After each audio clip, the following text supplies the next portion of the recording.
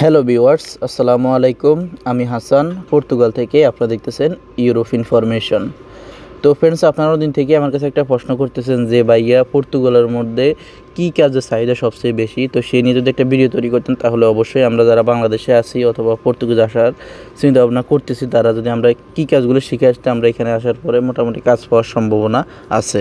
তো সেই নিয়ে যদি একটা ভিডিও তৈরি করতেন তাহলে অবশ্যই আমাদের হেল্প হতো। তো আসলে তাদের কথা চিন্তা করে আজকে ভিডিও তৈরি করা। আশা করি পুরো ভিডিওটা দেখবেন, তাহলে আপনাদের কিছু তথ্য এই ভিডিও থেকে আপনারা পেয়ে যাবেন।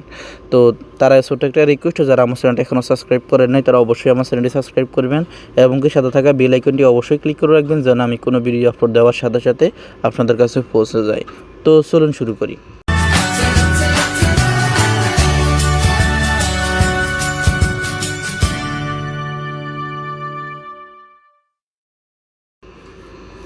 তো আপনাদেরকে ফার্স্টে একটা কথা বলে রাখি, ইউরোপের মধ্যে সবচেয়ে ধরেন যেসব দেশগুলো আছে এর মধ্যে কিন্তু পর্তুগালে কাজ পাওয়াটা কিন্তু একটু টাফ। আপনারা সবাই জানেন, কারণ পর্তুগালের মধ্যে সরকারে ওনাদেরকে মানে যারা ইমিগ্রেন্ট আছে তাদেরকে খুব তাড়াতাড়ি পেপারস দিয়ে দেয়। তো এই জন্য আসলে মূলত এখানের মধ্যে কাজ পাওয়াটা একটু টাফ। তো এই জন্য আপনারা পর্তুগাল আসার আগে অবশ্যই জিনিসটা মাথায় রেখে আসবেন যে পর্তুগাল আসার পরে আমাকে কিন্তু অনেক স্ট্রাগল করতে হবে। সেটা যদি আপনার মাথায় থাকে তাহলে আপনি আসতে পারেন, কোনো সমস্যা নেই, ঠিক আছে।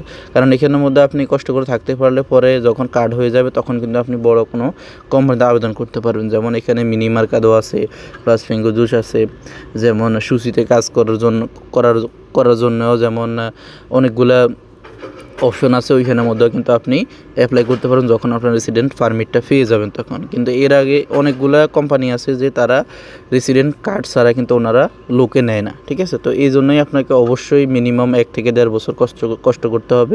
তারপরে আপনার যখন কার্ডটা হয়ে যাবে তখন কিন্তু আপনি সব জায়গার মধ্যে জবের জন্য অ্যাপ্লাই করতে পারবেন। অথবা আপনি যদি কনস্ট্রাকশনে কাজ জানেন অথবা ইলেকট্রিশিয়ানের কাজ জানেন অথবা গাড়ির কাজ জানেন, সব কিছু কিন্তু আপনি যখন কার্ডটা হয়ে যাবে তখন কিন্তু আপনি করতে পারবেন। কিন্তু তার আগে কিন্তু আপনাকে খুব কষ্ট করতে হবে। যেমন বাঙালি কিছু মিনি মার্কাদো আছে, প্লাস আপনার ট্যুরিস্ট শপ আছে, প্লাস আপনার ধরেন এই রেস্টুরেন্টগুলো আছে, বাঙালি রেস্টুরেন্টগুলো আছে, প্লাস আপনার পর্তুগিজ রেস্টুরেন্টগুলো আছে। ওইখানের মধ্যে ধরেন আপনি কিচেনের ভিতরে কাজ করতে হবে বা কিচেন হেল্পার বা শেফের সাথে কাজ করতে হবে। এরকম নর্মালি যেসব কাজগুলো আছে এগুলো কিন্তু আপনাকে মোটামুটি 1 থেকে 1.5 বছর করতে হবে। তারপর যখন আপনার এক্সপিরিয়েন্স হয়ে যাবে, তখন আপনার কার্ডটাও হয়ে যাবে, তখন কিন্তু আপনার আলাদাভাবে ধীরে ধীরে কিন্তু আপনার পোস্টটা উপরের দিকে উঠবে, ঠিক আছে। তো ফার্স্ট টাইম কথা হচ্ছে যে আপনার কার্ড পাওয়া পর্যন্ত আপনাকে অনেক বেশি স্ট্রাগল করতে হবে। প্লাস এখানের মধ্যে পর্তুগালের মধ্যে কাজ কিন্তু এত অ্যাভেলেবেল না যে আপনি আসার পরেই কিন্তু আপনাকে কাজ দিয়ে দেবে।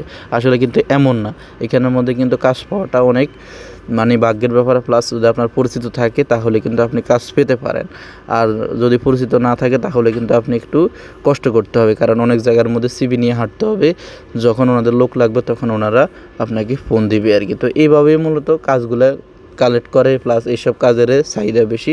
আর সবচেয়ে বেশি কথা হচ্ছে যে রেস্টুরেন্টের উপর যদি আপনি কাজ শিখে আসেন তাহলে আপনার মোটামুটি কাজের চাহিদা থাকবে। যদি ধরেন ভালো কোনো ধরেন ইতালিয়ান ফুড, জার্মানি ফুড, যেসব ফুডগুলো আছে মানে ওগুলো আপনারা গুগল থেকে নিয়ে যে কোন খাবারের চাহিদা কেমন সেগুলো যদি আপনারা জেনে তারপর ওই কাজটা শিখে আসেন অথবা শেফের কাজটা শিখে আসতে পারলে আপনারা এখানে যখন আসবেন তখন আপনি জব করার পরে আপনি যখন মানে কিছু সময় পাবেন তখন আপনি শেফের সাথে যদি ওইসব ব্যাপার শেয়ার করেন তাহলে কিন্তু আপনাকে কিছুদিন পরে আপনাকে পদোন্নতি হতেও পারে। তো এই জন্যই আপনাদেরকে অবশ্যই সবসময় বলি যে আপনারা এইসব কাজ শিখে আসেন, তাহলে আপনাদের জন্যই ভালো হবে।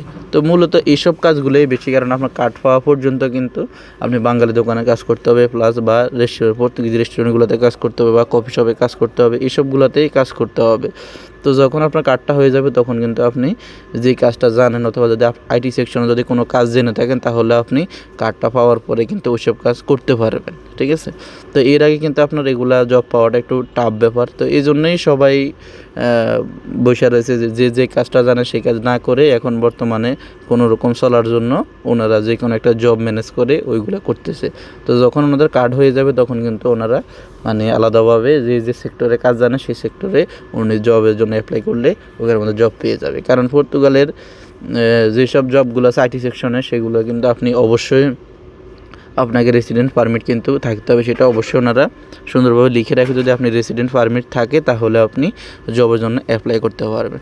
তো সব কথার এক কথা হচ্ছে যে আপনি যদি ভালো জব করতেছেন তাহলে আপনাকে রেসিডেন্ট পারমিট থাকতে হবে, আর যদি রেসিডেন্ট পারমিট না থাকে তাহলে আপনি বাঙালি অথবা এই নেপালি অথবা এইসব জায়গার মধ্যে কাজ করে মোটামুটি 1 থেকে 1.5 বছর কাটাতে হবে। যখন আপনার কাটটা হবে তখন আপনার ফিউচারে চিন্তা করতে হবে, ঠিক আছে? তো আশা করি বুঝতে পারছি। যদি বুঝতে অসুবিধা হয় তাহলে অবশ্যই কমেন্ট বক্সটা আছে, ওখানে আমাদের ডিরেক্ট কমেন্ট করে দেবেন। তো আমি নেক্সটে দরকার হলে আরেকটা ভিডিও তৈরি করে দিব। যদি কোনো রকম কোনো সমস্যায় পড়েন তো অবশ্যই আমাকে কমেন্ট করে জানাবেন যে নেক্সটে কী ধরনের ভিডিও চান, অবশ্যই কমেন্ট করে জানাবেন, তাহলে আমি ওই ধরনের ভিডিও বানানোর চেষ্টা করব। তো সবাই ভালো থাকবেন, সুস্থ থাকবেন, আর অবশ্যই বাসায় থাকবেন। আসসালামু আলাইকুম।